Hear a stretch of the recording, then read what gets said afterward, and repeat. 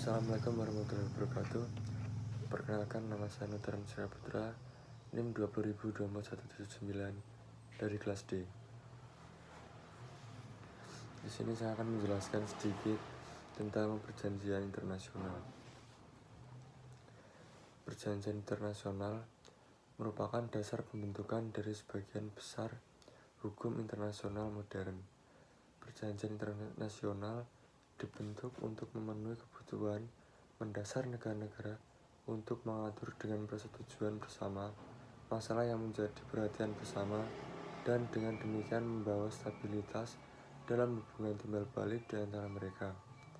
Sebagai instrumen untuk memastikan stabilitas dan ketertiban dalam hubungan internasional, perjanjian adalah salah satu elemen terpenting dari perdamaian dan keamanan internasional.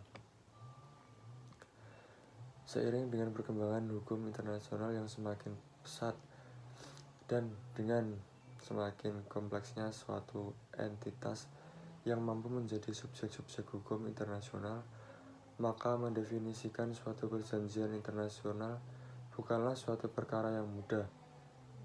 Apalagi saat ini kita mengenal beberapa nomenklatur ataupun penyebutan yang merujuk dan memiliki makna sebagai perjanjian internasional seperti protokol, adjustment, konvensi, charter, modus vivendi, arrangement, engagement, final acts, general acts, declaration, concordat, dan sebagainya.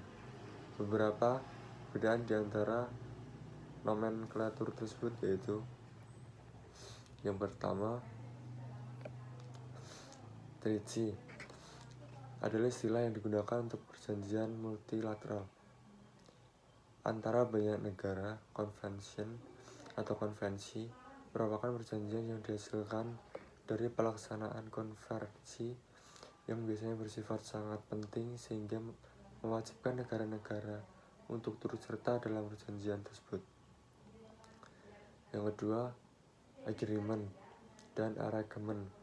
Kedua istilah perjanjian internasional ini biasanya mengatur hal-hal yang sangat khusus mengenai hal teknis dan bersifat administratif. Yang ketiga,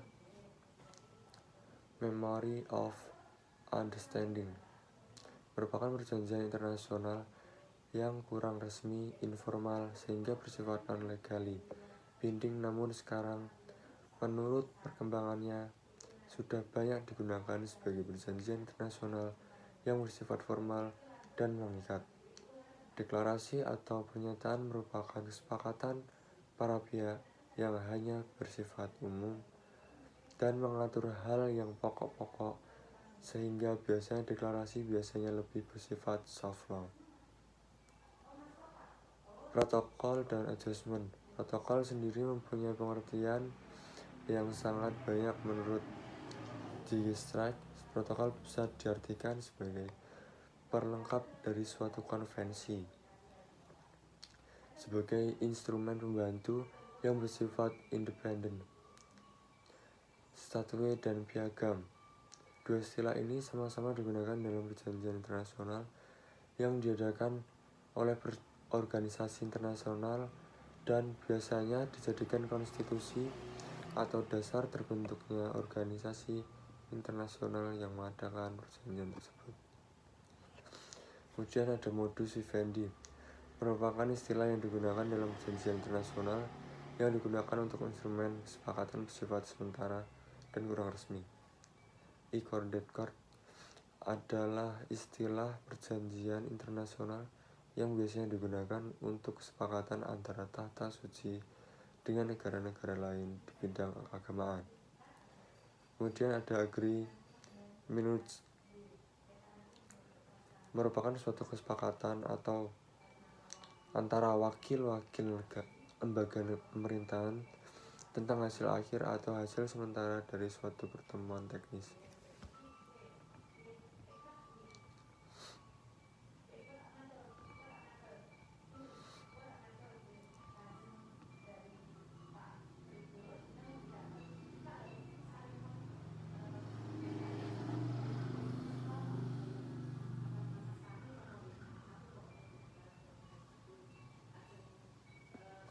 pengertian peranan dan fungsi dalam era dinamika global, berpendapat bahwa perjanjian internasional adalah instrumen yuridis yang menampung kehendak dan kesetujuan negara atau subjek hukum internasional lainnya untuk mencapai tujuan bersama, yang mana pembuatannya diatur oleh hukum internasional dan menimbulkan akibat hukum yang mengikat bagi para pihak yang membuatnya. Berdasarkan uraian beberapa definisi tersebut, maka secara umum dapat disimpulkan berapa unsur yang menjadi syarat suatu kesepakatan dapat dikategorikan sebagai perjanjian internasional, yaitu pertama, perjanjian internasional harus berbentuk tertulis agar dapat dijadikan bukti otentik bahwa perjanjian tersebut memang ada dan benar merupakan hasil dari kesepakatan para negara pihak. Yang kedua, perjanjian internasional diatur oleh hukum internasional dikarenakan perjanjian internasional pasti membebani para pihak dengan hak dan kewajiban sehingga muncul akibat hukum bagi para pihak, maka perjanjian tersebut harus tunduk pada hukum internasional maupun hukum perjanjian internasional pada umumnya. Kemudian ada perjanjian internasional mempunyai objek tertentu. Pada prinsipnya, setiap perjanjian pasti memuat objek yang akan diperjanjikan. Begitu juga dengan perjanjian internasional.